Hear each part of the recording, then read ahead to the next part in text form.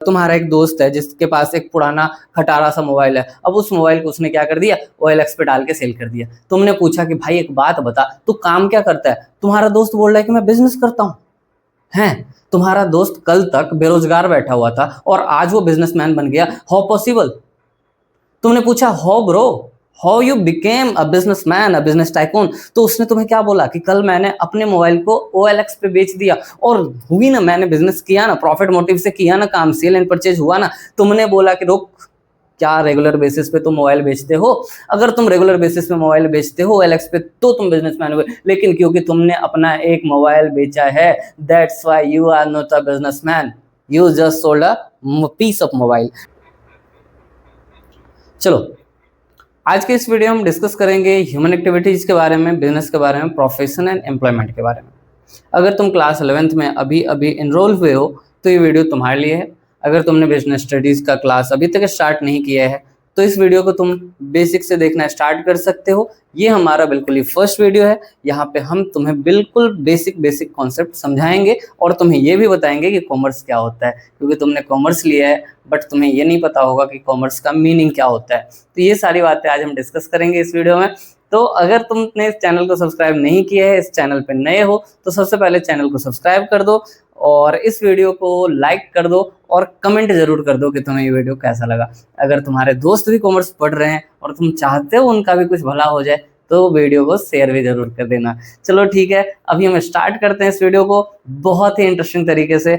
मैं तुम्हें बताऊंगा आज कि ह्यूमन एक्टिविटीज कितने टाइप के होते हैं। देखो, मेनली हम पूरे दिन में क्या क्या काम करते हैं। अगर मैं तुम्हारी बात करूं तो तुम पढ़ाई करते हो, दोस्तों के साथ खेलते हो, गेम खेलते हो, घूमते हो, मम्मी पापा के साथ बात करते हो, और हमारी मम्मी क्या काम करती है तो घर पे खाना बनाती है, और भी बहुत सारे काम है। अब हम देखेंगे कि एक ह्यूमन एक्टिविटी कितने टाइप का हो सकता है, यानी कि हम पूरे दिन में कितने तरह के काम को करते हैं। तो ह्यूमन एक्टिविटी मेनली दो टाइप का होता है। कौन कौन सा? पहला होता है इकोनॉमिक एक्टिविटी और दूसरा होता है नॉन इकोनॉमिक एक्टिविटी। यानी कि एक इंसान पूरे दिन में दो तरह का काम करता है। इकोनॉमिक यानी कि आर्थिक क्रिया करता है जिसमें कि मॉनेटरी टर्म्स इन्वॉल्व होते हैं, पैसे कमाना, और दूसरा होता है नॉन मॉनेटरी टर्म्स जिसके अंदर की पैसे का कोई लेन देन नहीं होता है। जैसे घर में मम्मी हमें खाना बना के खिलाती है तो उसके लिए कुछ पैसे चार्ज नहीं किया जाता है। तो ये होता है non monetary term, non economic activity. तो क्योंकि हम अभी बिजनेस स्टडीज पढ़ रहे हैं तो हमें क्या करना है, हमें नॉन मॉनेटरी टर्म्स को नहीं जानना है। हमें क्या पढ़ना है अभी? सिर्फ मॉनेटरी टर्म यानी कि इकोनॉमिक एक्टिविटी के बारे में बात करेंगे। अब ये इकोनॉमिक एक्टिविटी कितने टाइप का होता है, चलो तो देखते हैं। इकोनॉमिक एक्टिविटी मेनली तीन टाइप का होता है। कौन कौन सा इकोनॉमिक एक्टिविटी है हमारे पास? तो सबसे पहला नंबर होता है हमारा बिजनेस, दूसरा नंबर प्रोफेशन एंड तीसरा नंबर एम्प्लॉयमेंट होता है। पहला बिजनेस, दूसरा प्रोफेशन एंड तीसरा एम्प्लॉयमेंट। तो तीन तरीके का हमारा बिजनेस एक्टिविटीज होता है। अब इसको हम ये बिजनेस होता क्या है वो भी देख लेते हैं। क्या तुमसे किसी ने नहीं पूछा कि बिजनेस क्या होता है? बताओ बाबू। देखो, बिजनेस क्या होता है तो बिजनेस एक इकोनॉमिक एक्टिविटी होता है। क्या होता है? ये एक इकोनॉमिक एक्टिविटी है कंसर्न विद द परचेज और production and sale of goods और प्रोविजन ऑफ सर्विसेज। तो जो हमारा इकोनॉमिक एक्टिविटी बिजनेस क्या है, एक इकोनॉमिक एक्टिविटी है जो किससे रिलेट करता है, किससे रिलेटेड है? तो ये है रिलेटेड कंसर्न विद परचेज और प्रोडक्शन, यानी कि ये परचेज और प्रोडक्शन या फिर सेल से रिलेटेड है। और सेल किस चीज का, परचेज प्रोडक्शन किस चीज का? तो गुड्स या फिर सर्विसेज का सेल परचेज प्रोडक्शन कुछ भी हो रहा है। किस व्यू से, किस पॉइंट ऑफ व्यू से लोग इस काम को करते हैं? तो a view to earn income in the form of profit. तो प्रॉफिट अर्न करने के मोटिव से, इनकम अर्न करने के मोटिव से लोग बिजनेस करते हैं। ठीक है, तो यहाँ पे और क्या करता है? तो बिजनेस करके हम लोगों के satisfying the needs of the people, तो लोगों के नीड्स को सेटिस्फाई करते हैं। लोगों का नीड्स बोले तो यहाँ पे लोगों का नीड्स हो गया कि तुम्हें प्यास लगा हुआ है और आसपास पानी का कहीं पे भी कुआं भी नहीं है, तो हम क्या करते हैं? बिसलरी जाके खरीदते हैं। तो बिसलरी ने पानी बेचा, तो पानी बेचना यहाँ पे क्या हो गया? बिजनेस हो गया। तुम्हें मूवी देखना है और तुम थिएटर में जाके मूवी देखते हो, तो मूवी जो दिखाया तुमको थिएटर वालों ने वो एक सर्विस है, तो सर्विस बेचना भी बिजनेस कहलाता है। और भी बहुत सारी चीजें तुम्हारे आसपास जो भी चीजें हैं, तुम किसी बिजनेस को जानते हो तो कमेंट में जरूर बताओ कि तुम कौन कौन से बिजनेस को जानते हो और तुम्हारे कौन कौन से नीड्स को इन्होंने सेटिस्फाई किया है। ठीक है, अब हम बात करते हैं प्रोफेशन के बारे में। प्रोफेशन क्या होता है? तो देखो, बहुत सारे लोगों को देखा होगा तुमने कि स्पेशल नॉलेज लेके अपना एक क्लिनिक वगैरह ओपन करके वो क्या करते हैं, तो लोगों को सर्विस देते हैं। जैसे कि एक डॉक्टर साहब, एक वकील साहब और एक सीए साहब, ये तीनों लोग प्रोफेशनल कहलाते हैं। अब ये प्रोफेशनल क्यों हैं, कैसे हैं, वो भी देखेंगे। तो चलो एक बार रीड करते हैं। अच्छा, रीड छोड़ो, रीड बाद में कर लेना, तुम्हारे स्क्रीन पे दिख रहा होगा, इसको एक बार तुम खुद से रीड कर लेना, मैं तुम्हें ऐसे समझा देता हूँ। तो प्रोफेशनल होने के लिए हमें क्या जरूरत पड़ती है? तो एक्सपर्ट नॉलेज और स्पेशल स्किल की जरूरत पड़ती है। यानी कि स्पेशल नॉलेज अगर हमारे पास है तो ही हम प्रोफेशनल हो सकते हैं। अच्छा, स्पेशल नॉलेज के साथ साथ और क्या चाहिए हमारे पास? तो उस नॉलेज को जस्टिफाई करने के लिए हमारे पास क्या होना चाहिए? तो एक डिग्री होना चाहिए। उस नॉलेज को जस्टिफाई करने के लिए एक सर्टिफिकेट होना चाहिए, और उस सर्टिफिकेट के साथ साथ जो हमारे एसोसिएशंस हैं जो हमें उस काम को करने का परमिट दे रहे हैं, तो उस तरह के एसोसिएशन का हमें हमारे पास क्या होना चाहिए? तो हमारे पास उनका लाइसेंस होना चाहिए। जैसे कि एक सीए के पास सीओपी होता है, सर्टिफिकेट ऑफ प्रैक्टिस। अगर किसी के पास सीओपी नहीं है तो वो प्रैक्टिस नहीं कर सकता है। और तुमने तो कबीर सिंह मूवी देखी होगी, देखी है ना? हाँ, तो देखो कबीर सिंह मूवी में क्या हुआ था लास्ट में, कि कबीर सिंह ने चीरफाड़ कर दिया था, करवा दिया था नर्स से।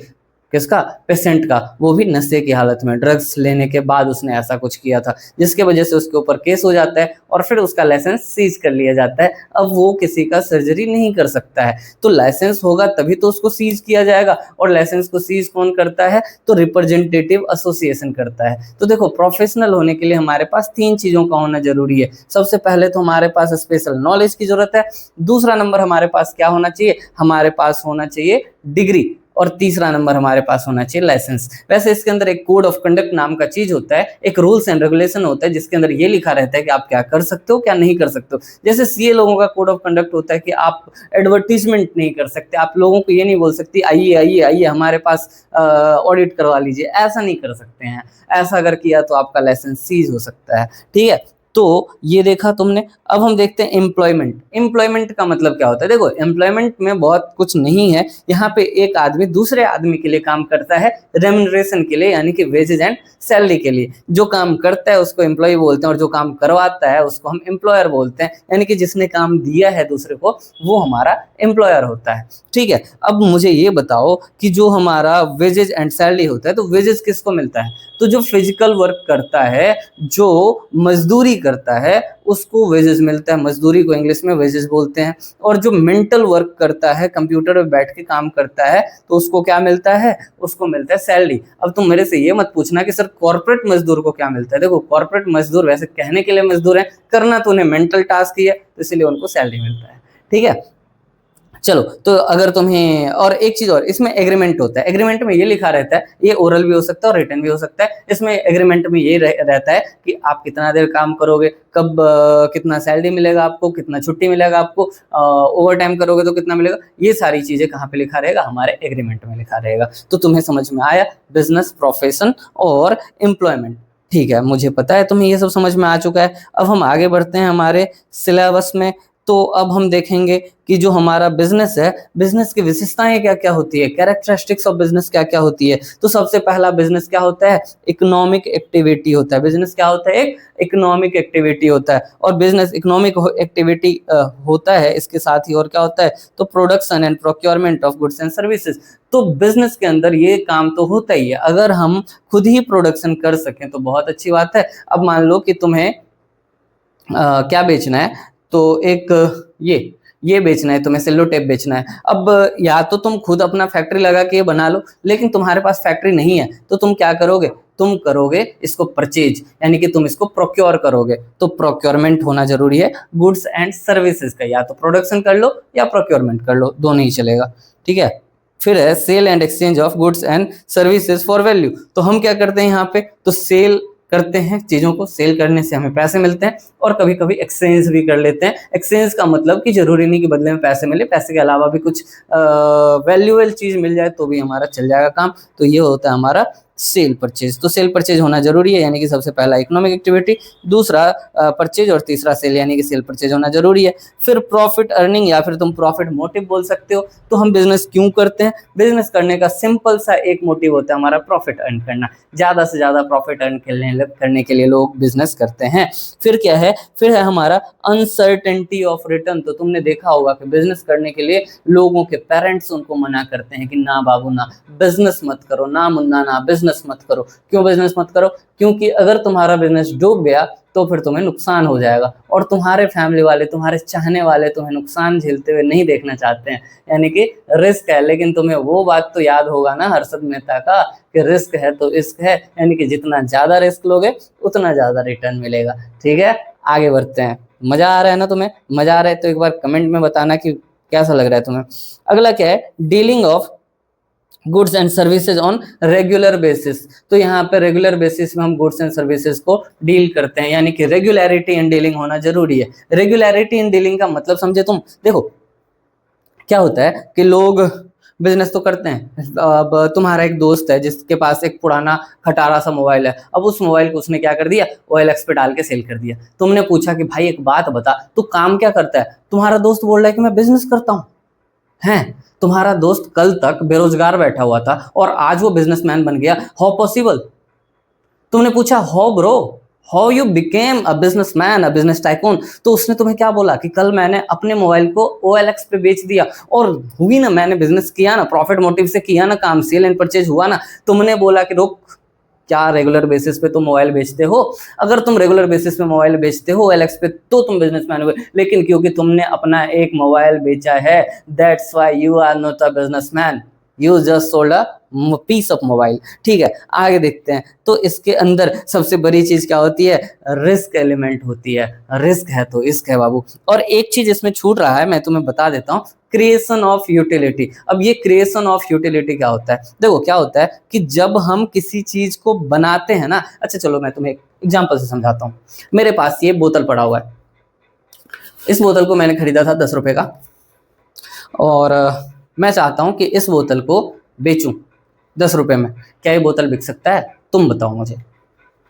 तुम बोलोगे कि सर इसके अंदर पानी भर के, इस बोतल के अंदर पानी भर के बेच दो। भाई पानी बेचना रहता तो पानी बेचा ना, मैंने बोतल कैसे बेचा? मुझे बोतल बेचना है, इस बोतल को 10 रुपए में बेचना है, ऐसा क्या करो? तो तुम बोलोगे इसके अंदर हम अप्लाई करेंगे क्रिएशन ऑफ यूटिलिटी। अब क्रिएशन ऑफ यूटिलिटी कैसे होगा? तो देखो मैं क्या करूंगा, इस बोतल को ऊपर से यहाँ से काट दूंगा। इसको काटने के बाद इसके ऊपर थोड़ा सा पेपर चिपकाऊंगा, कलरफुल पेपर, उस पर कुछ कुछ एलिमेंट लिखूंगा, कुछ मोटिवेशनल कोट्स लिख दूंगा, और फिर ये बन जाएगा अपना पेन स्टैंड, और पेन स्टैंड को बेच दूंगा 10 रुपए में, बिक जाएगा। यानी कि हमने बनाया इसका क्रिएशन ऑफ यूटिलिटी। देखो एक चीज और बताता हूँ। एक जगह एक लकड़ी का गट्ठर पड़ा हुआ था, और उसको किसी ने खरीदा। उस लकड़ी के गट्ठर को किसी ने खरीदा 200 रुपए में। अब उस 200 रुपए का उसने 10 किलो लकड़ी खरीदा, क्या उसको 1000 रुपए में बेच सकता है?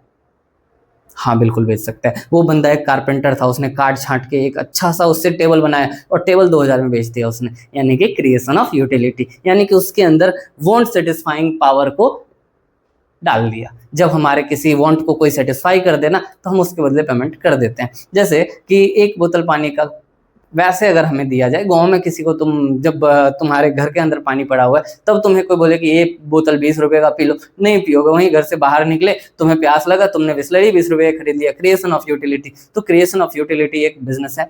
तुम कभी भी यूटिलिटी जनरेट कर सको तो तुम बिजनेसमैन हो। ठीक है, चलो आगे देखते हैं। तुम्हें मजा आ रहा होगा? मजा आ रहा है ना? चैनल को शेयर कर दो और कमेंट भी